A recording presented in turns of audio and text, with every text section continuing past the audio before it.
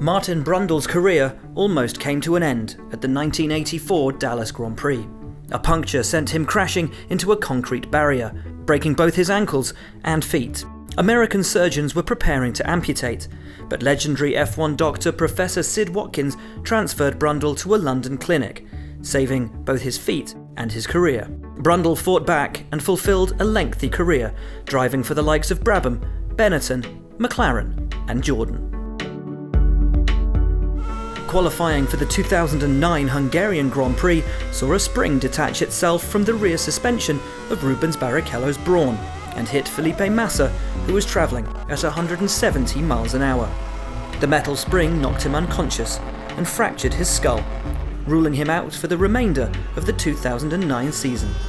Massa returned with Ferrari for 2010 and would remain in the sport for another 8 seasons.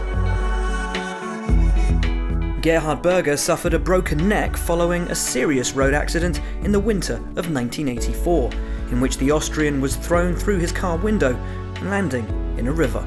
Remarkably, the car following at the time was occupied by 2 doctors, who diagnosed his broken neck and immediately gave him life-saving drugs from the boot of their car.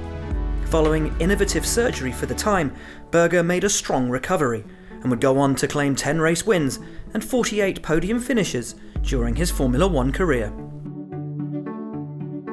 Mika Hakkinen's scariest Formula One moment came in qualifying for the 1995 Australian Grand Prix. A delaminating rear left tyre caused Hakkinen to lose control of his McLaren, brutally smashing him into a concrete wall and knocking him out. Emergency workers and Professor Sid Watkins performed a trackside tracheotomy that undoubtedly saved his life. And despite the psychological impact this would have had on the Finn, Hakkinen felt strong enough to return for 1996 and would go on to win back-to-back drivers' titles in 1998 and 1999. In the late 1980s, a young Johnny Herbert was gaining interest from F1's biggest teams as he worked his way through the lower formula. But in 1988, he was involved in a sickening Formula 3000 crash at Brands Hatch, where his legs took the full force of a shunt with the barriers, leaving him with multiple fractures.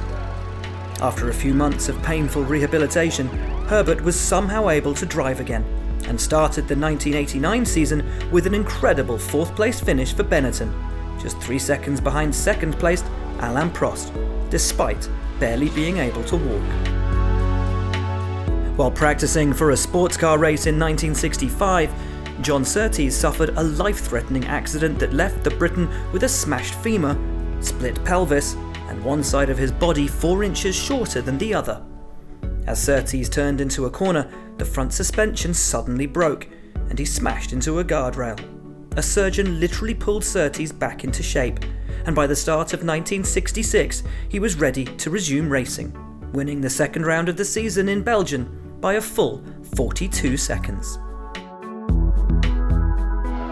Michael Schumacher suffered one of a driver's biggest fears in 1999 as his Ferrari's brakes failed on the opening lap of the British Grand Prix.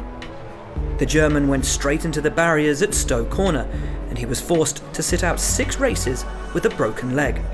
But Schumacher responded in the only way he could, and he took pole position by almost a full second on his comeback race in Malaysia.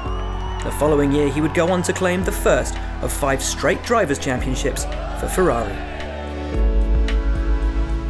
Ahead of the non-championship 1952 Grand Prix of Italy, Juan Manuel Fangio was travelling back from a road race in Northern Ireland and arrived at Monza just 30 minutes before the race started. The Argentine was visibly tired, and just 2 laps into the race clipped an inside curb and somersaulted off the circuit. His neck and back were broken, and his season was over. Returning to fitness in 1953, he took a race win, before claiming 4 straight championships from 1954 to 1957 to become the sport's first 5-time world champion. After looking fast in pre-season testing, Robert Kubica suffered a serious crash in the 2011 Ronde di Andorra rally, in which his right forearm was partially severed.